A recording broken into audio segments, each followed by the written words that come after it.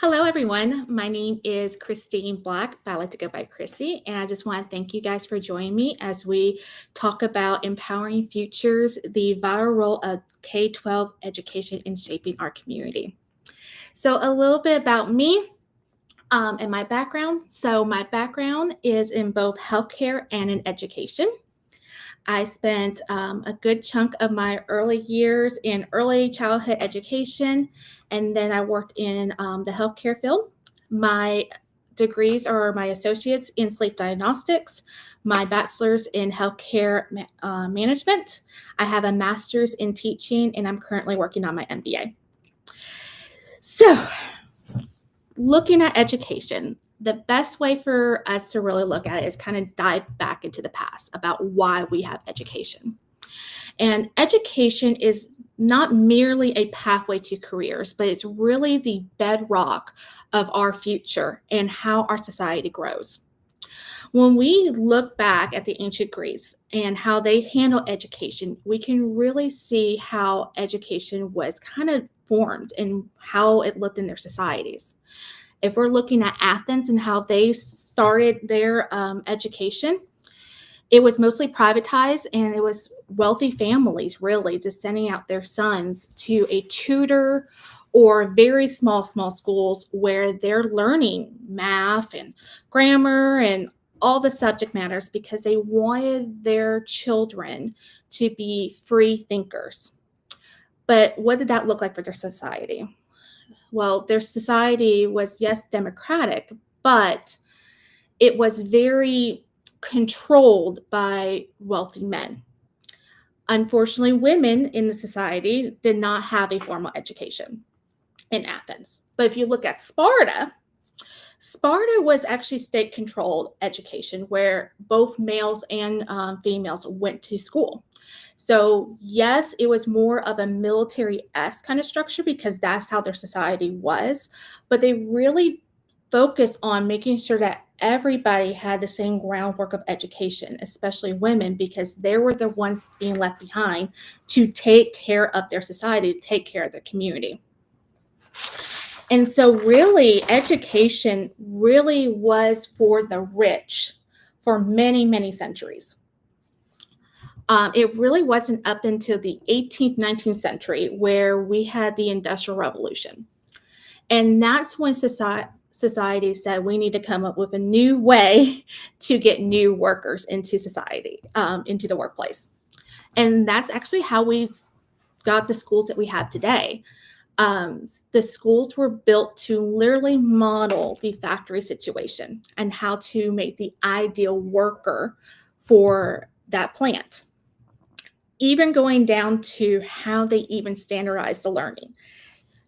Basically, the capitalists, the people who own these factories, had a big say so on what was going on into the schools. So, what was being taught, how it was being taught, going down to how children were going to be entering the school system and how they're leaving, even physically. How do they enter into the doorways? How they line up, how we sit them in rows. They wanted them to be so familiar so when they left the classroom, they were immediately working into the factories.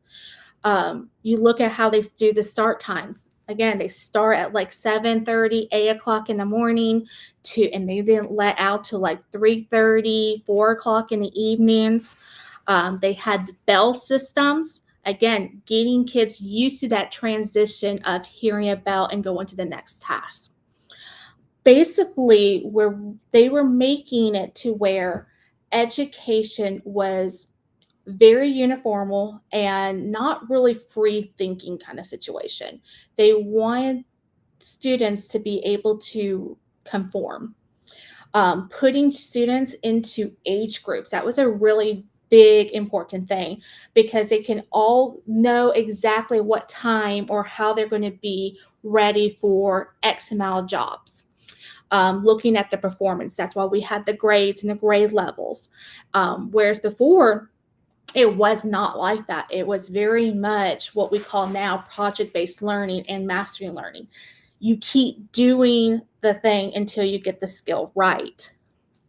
So jumping into present day, So we now have our little history on why we have education, right? To see how it builds society. And now we're looking at basically where we are now, up to 2020. Education was basically the same way. We had still lots of school districts with outdated school books and textbooks and materials. But one thing that really worked was, at least for me, because I live here in Nashville, Tennessee, what really worked for me was a lot of projects. We did a lot of projects. We did a lot of group work, and we did a lot of field trips. We had a lot of hands-on learning. But then we had this shift with COVID. And so with COVID, what it kind of brought into was both the goods and bads of that was happening in education. It was showing the cracks that we were all experiencing, but we wasn't talking about it, especially when it comes to technology. We were seeing that our students were not as prepared in the technical world as some of the other students in our neighboring countries. So that was actually a big highlight. And this was actually during a time where I decided to switch career paths and leave healthcare and actually go back into my education, getting my master's in teaching. And during this time, I'm learning how to teach in this new COVID generation, this new COVID environment. And it was a lot of project-based learning. So I always like to talk about this in teacher school. In teacher school, we spend a lot of time learning about theories. What works, what doesn't work, the history about education, yada, yada, yada. And what I really liked about my situation was that I was actually able to be in the classroom while going to school. And that brought me into a lot of perspectives. Like I said, my school really honed out on project-based learning and mastering learning. And what that really means is activities. We learn through activities. And we keep doing activities until we master that skill. We know that is actually the best way to assess a child, to know if they're getting the lesson or not. So we see when we talk about test scores, we know as educators that's not a really good, adequate way to look at a child's understanding of that knowledge. You have some students who are really great test takers, but maybe not really good at that skill set. And you have other students who are really bad at taking tests, but really good at that skill set. And what happened is while I was in the classroom during COVID, after COVID, we did see a shift. We all know about the shift. We know about the test scores going down. We know that there was a lack of basically support. We had a lack of support for our parents. We had a lack of support for our teachers. We had a lack of support for our students. Yes, we were all connected through education, like through the internet, but we didn't have that support to know how or what needed to be taught because we were so used to that society that we have created where we send the kids to school, they go in, we keep everything separate. We just hand the students to the education system and say, here you go, take care of it. Now, what do we do now that the kids can't have someplace to go? That was a huge shift for a lot of people. And so, sorry, I'm looking at some of my points. What we were also seeing was now the textbooks were being replaced. So when we started having kids coming back into the school setting because we realized that there's not that support, we started having kids, at least at my district, a bunch of laptops and stuff like that. And to replace the textbooks, which as a computer science teacher, I love, right? We are now having all the information that we need. It's cheap and it's affordable for the district to hand the laptop and say, let's go ahead and learn. The problem with that is that we now start seeing a disconnect between students and teachers. It became less about the hands-on learning and started seeing more of the distance learning even inside the classroom. So it was very easy for a teacher to go ahead and say, I'm going to go ahead and submit all these works for you, basically worksheets. I'm going to send it out to you, and you guys do it, and then email it to me when you're done. Well, what that started happening is we started, at least for me as a teacher, this is what I saw. I saw students not being able to learn how to write their names. I saw issues where students were not great at spelling, couldn't read because everything was being read to them. And they just started losing those soft skills. When we talk, going back to about that, why those are so important for us to have. So in my MBA class, one of the biggest conversations that we have is that we have so many people who are not getting the jobs that they need or wanting because they don't have the skill sets. In course, quote unquote, education has failed the system. But I really think it really became as society. We have compartmentalized our healthcare, our education, our communities. We have compartmentalized where we're actually a very holistic group. Everything is connected to us.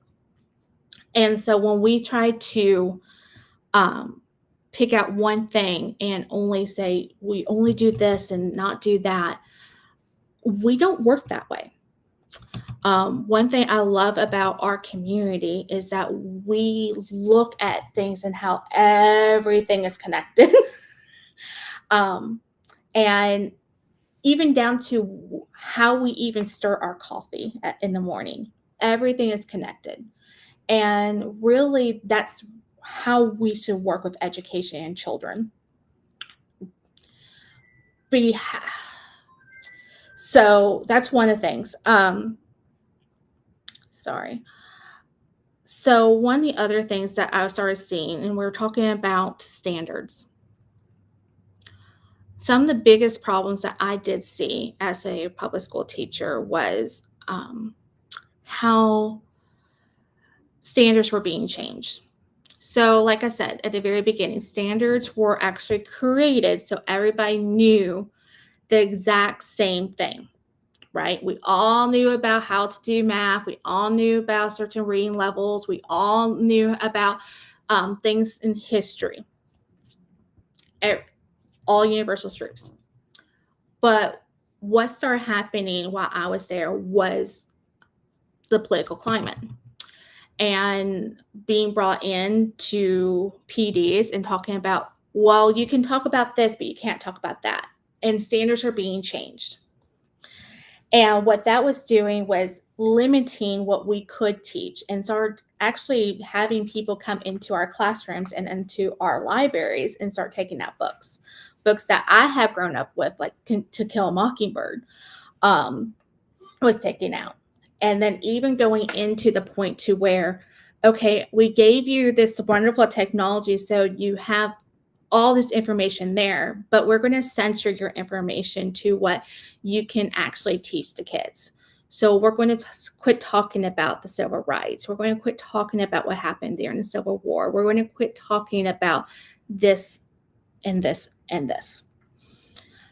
And so what that kind of happened with me was I had to take a step back and figure out, could I still stay here in the teaching environment to be a teacher, to teach the kids what they need to know and be a good role model?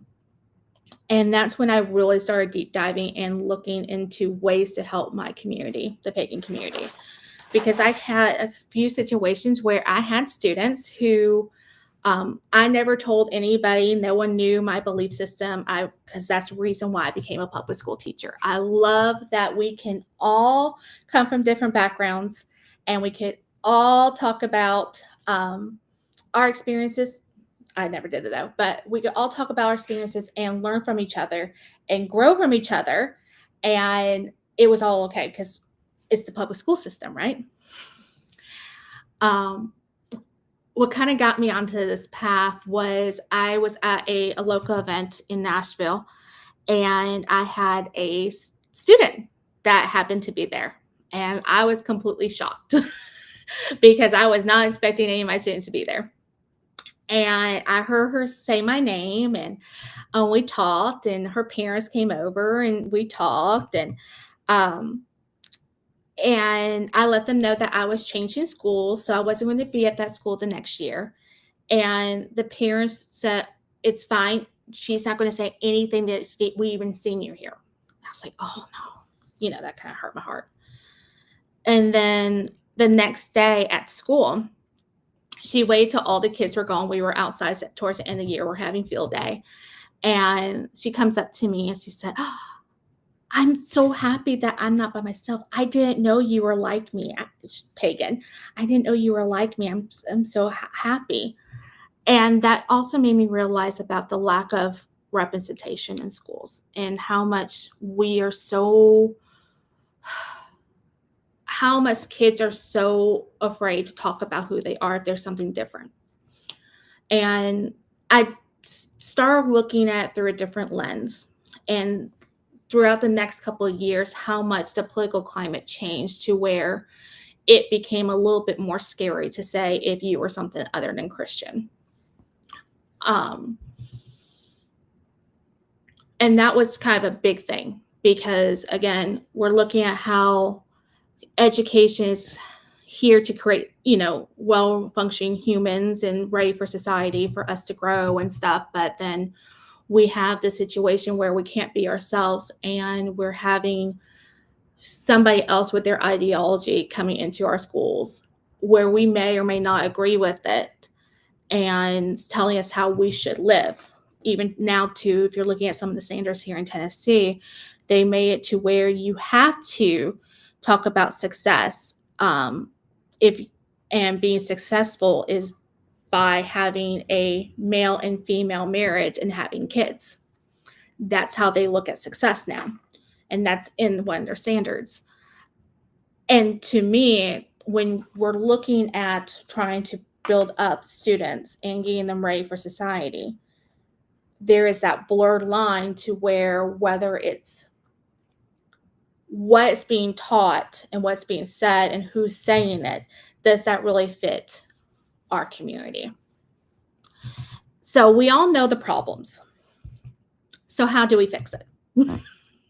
I think that's the biggest question that everybody has. How do we fix this problem? We all know that there's issues in the public school, but I don't know what to do. And really what I say is we start small. If you have kids, if you are a family, one of the biggest things that I love that my parents did was we did a lot of projects at home. We were very much involved into, I did a lot of cooking, and that's how I was able to learn math skills, really, in different things of science. We did go on a lot of field trips, and the field trips that we did, because we were a big family, was a lot of the free and public stuff. We went to a lot of parks, and we went to a lot of free events, a lot of cultural events. We went to a lot of just places in general where we're just learning. And what that helped for me as I grew older was I had that connection piece. Because the biggest thing in education, and what they don't really talk to you about it, is that they like to spend lots and lots of money on curriculum. And what the curriculum is basically it's an outline, it's a bunch of worksheets that they're giving you as a teacher to kind of follow that fits the information they want to teach. And the curriculum is actually not quote unquote accredited. You can't accredit curriculum. You don't really have to have a teaching background to do curriculum, to be completely honest. You can write it in any way that you want to. What is accredited is schools. And how they are accredited, and the reason why they're accredited is based on funding. So if you are accredited, that means you're able to, your students are able to get loans, student loans. They're able to get Pell Grants if you're looking at higher education. But mostly is, do you follow the rhetoric of this accreditation, especially if you're looking at state schools? Do you follow the rhetoric that the state school wants you to have? That's how you're accredited. So you look at a bunch of schools around here in the Bible Belt, and there's a lot of private schools. Those schools may or may not be quote unquote accredited because they don't have to be. So that kind of brings us into this. So, yes, we can start small in our house, and that's where you should if you have kids. But then what do you do as a whole community? And again, start small. We look at your local covens, look at your organizations, look at your local pagan groups, and let's look at our members and let's see who has children. And are we providing children and family resources?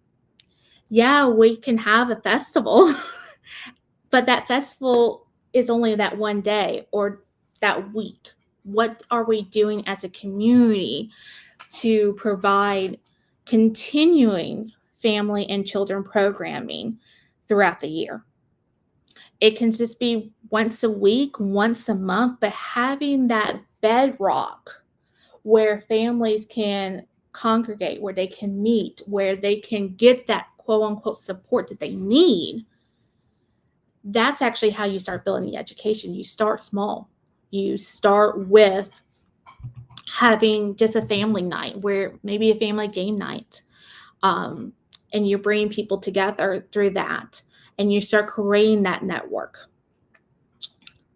Then you're able to start having that network and getting that support to where you're starting learning each other's needs.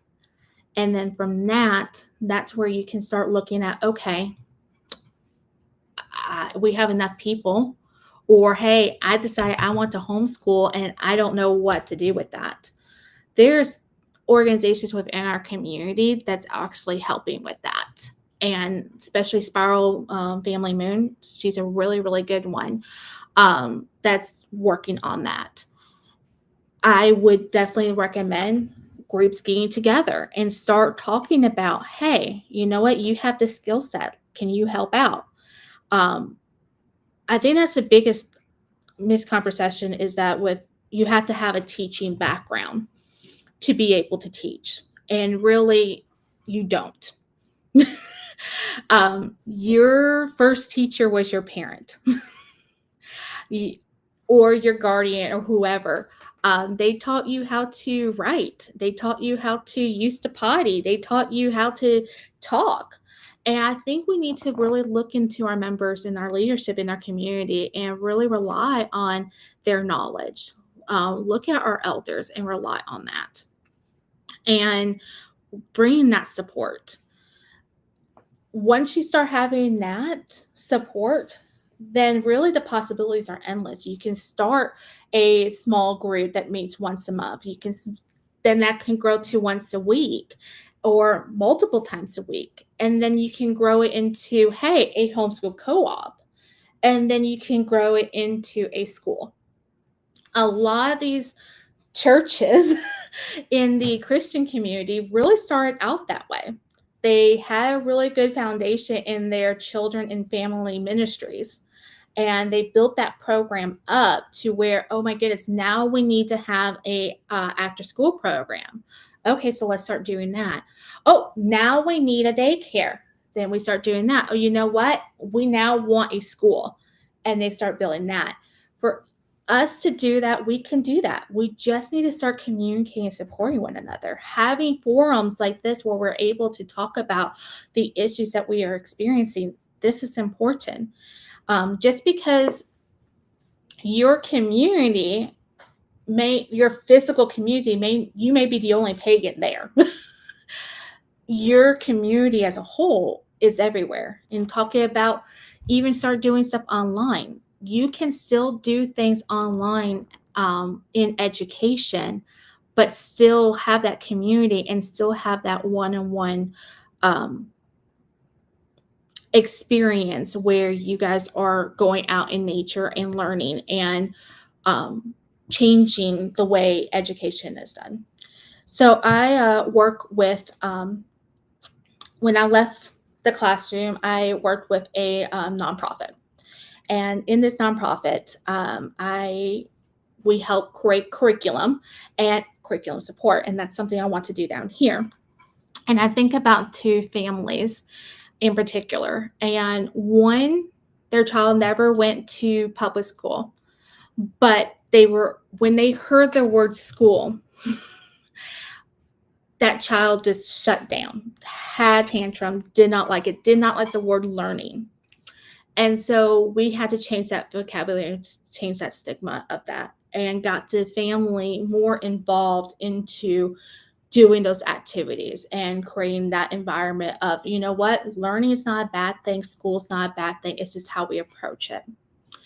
And then we got this other family who's always been in public school and now transitioned out into a homeschool environment. And there was some lapse in education just because of how the school was structured and COVID and this and that and the other. But they start out trying to do school very much like how they were used to. All right, let's get up. We're going to do, only 8 hours of work all at one time. And when we were actually able to sit down and talk to them about, really, if you're doing how school is actually structured, you have 1,000 hours that is mandated by your state. And you break that down to 180 days, which is the normal school year.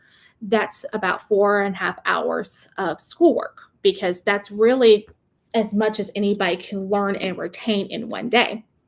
Again, the reason why we have 8 hours is because, that's how factories work, right?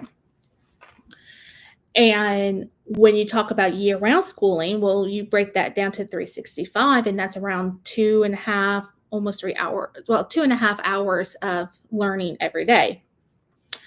And when we broke it down and we talk about, well, what is learning? Well, here is a guide, but it's really you going out there and experiencing the world and having these conversations. So they did a unit about ants and how they were able to break that off into, what was amazing was it started out learning about ants and their life cycle and colonies, and then what they brought into, and the kids were really, really excited, is learning about the colonization of early settlements and learning about how society, and learning about they went to a deep dive. Okay, so if we're going to take a community, we're going to learn from it and grow from it.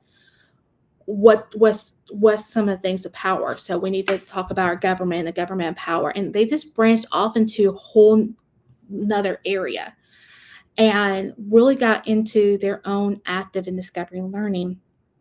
And it really changed the way their whole family took education. And seeing this, and they're also pagans as well, and seeing how it was also intertwining with their traditions and how they work in their daily life with their deities and stuff like that. It just creates this holistic approach into what learning should be. Wasn't compartmentalized, it's everything that they were doing.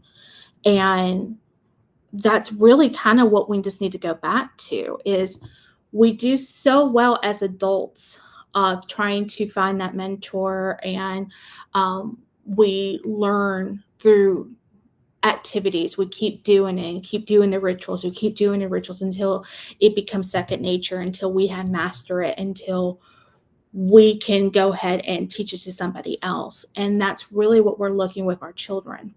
We need to treat education the exact same way. And create it to where they're actively involved in everything that we're doing. They're actively involved in our space. If we want them to succeed, if we want our community to keep thriving, if we want, again, living in the Bible Belt, one of the biggest things I worry is every time I have to call a repair guy into my house to make sure that I can get the repair done, but also at a reasonable price, and not have to hide my stuff. You have so many other people of faith saying, hey, I'm a good blah, blah, blah, blah, blah, or down here, hey, I'm a good Christian guy, you can trust me. But what that tells me is like, okay, I can't invite you in. Whereas we in our community, we need to have people who we feel safe. We need electricians, we need plumbers, we need doctors, we need lawyers, we need people in our community that will protect us, especially with everything that's going on right now. Even some of the new laws that are passing in Tennessee, to where if you're looking at healthcare wise, they can deny you on religious basis alone for whatever your medical needs. So for us, for our protection, we had to build a bedrock, a strong bedrock in education. We had to bring that support. Whether or not you have children or not, that's also the biggest thing I hear. Well, I would totally love to support you, but I don't have any kids, so I don't know how to help. Okay, you don't have kids, but you still live in our society, and you're still going to need a doctor. You're still going to need a lawyer. You're going to still need an electrician. You're going to still need these things. So you should probably support, volunteer with different organizations within your community. Um, volunteer, give out financially help out. And going into looking at it like, okay, you don't have anybody physically in your community, you don't have any other pagan organizations. When I was talking about those two families lived in two opposite ends of the United States. But they were able to bring that support online. You know, if we had to start small of building a community online and then build it into a physical space, that's important for us to come together on here on the internet and know that we're not alone. There's other people like us. That's important. And showing that, we are united in that. So the biggest things I would just suggest is, again, start small. Start having let's say once a month, a family game night, to start out with that, and then go on to other interests and building up that way, having those safe places where families can connect and support one another. And then we are able to start building more homeschool co-ops, both online and in person, and then be able to start building schools, because that's going to be our biggest way for us to keep our community thriving and safe, not just our pagan community, but our community at whole. So, but does anybody have any questions or any information? I know that was a lot of information. So sorry about that. But yeah, if you have any kind of questions or trying to figure out how to start one, if you're lost, is like, oh my goodness, that was a really good idea, but I don't know where to go. Reach out to other people who have done it, or even reach out to me. Again, being part of a community is really building that support for one another. And, as a community, we're really brilliant. How much we deep dive and how much we learn and study, just for our own spiritual practice. But then let's take that into the next step. How can we bring that same mentality in our spiritual practice into our practice for every day for basically our children in our community? So you don't have to be an expert, but you are going to have to be willing to learn. And I think that's where we all need to be. It's just learning and building that community together and supporting one another, especially those who are already creating those communities, support them as well. So thank you so very much. I hope you guys have a wonderful day. And if you have any questions, please feel free to put them in the chat or reach out to me on Pagan Congress. So y'all have a good day.